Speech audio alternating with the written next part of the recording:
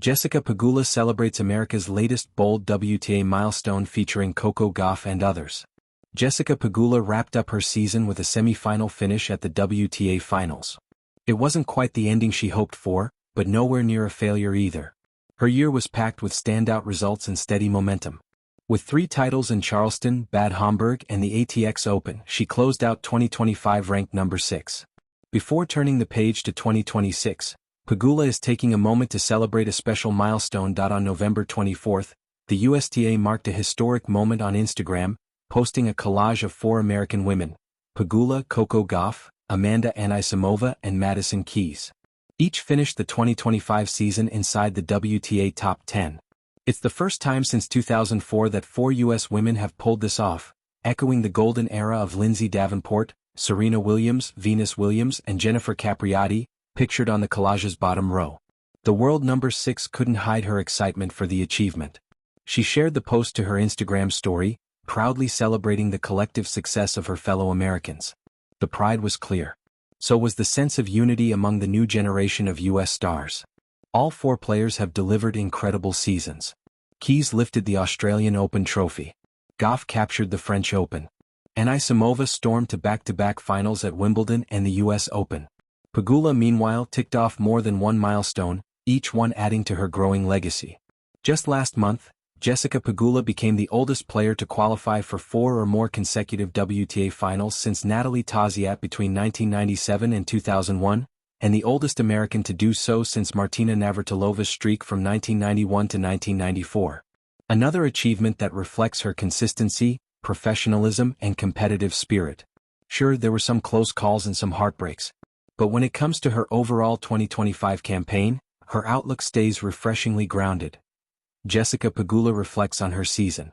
The 31-year-old kicked off her 2025 season at the Adelaide International, reaching the finals before falling to Madison Keys.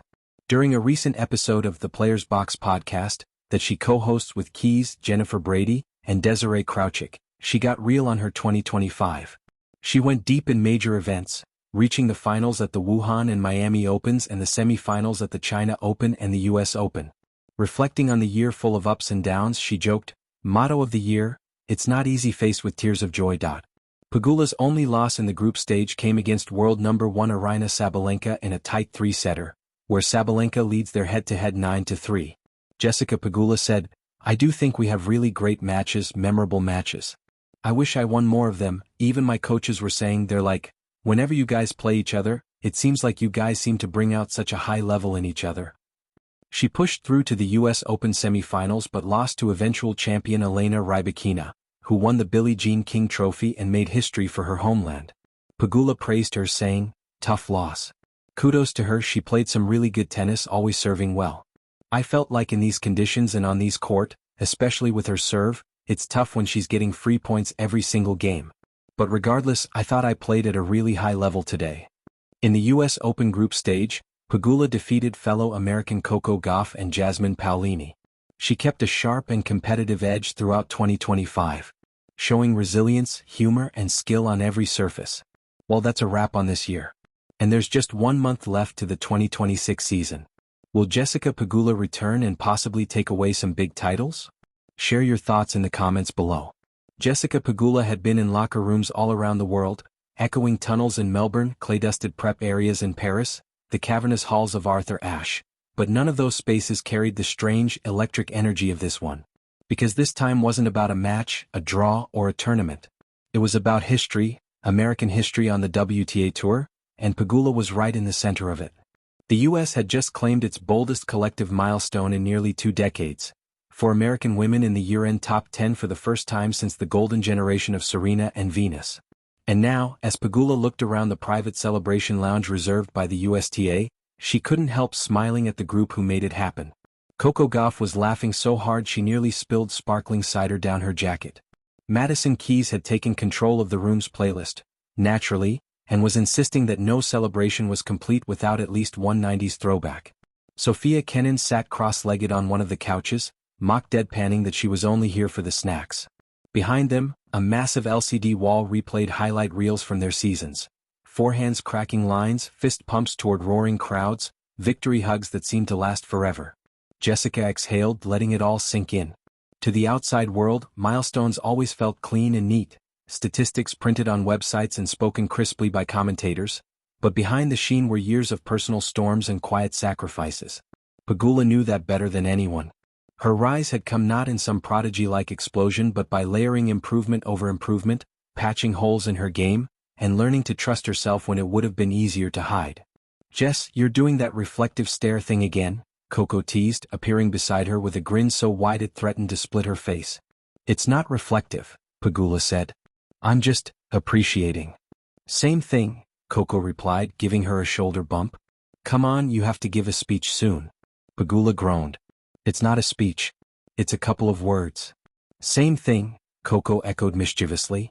But when she stepped to the small podium with dozens of players, coaches, and USTA officials looking on, Jessica Pegula felt the warmth of something she rarely let herself feel: pride. "I was thinking," she began, "about how American tennis has always been measured in eras.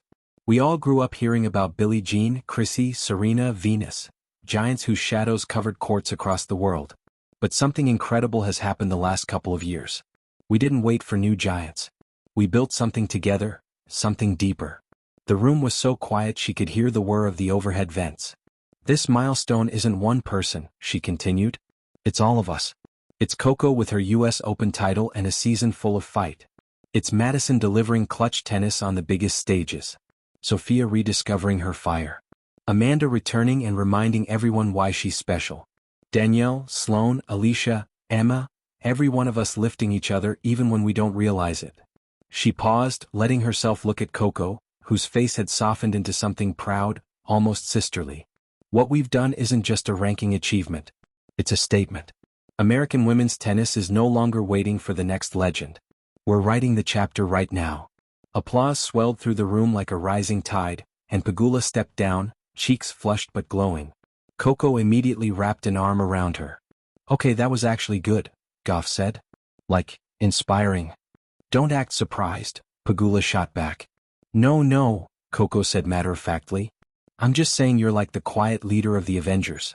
The one who doesn't yell but somehow everyone listens to."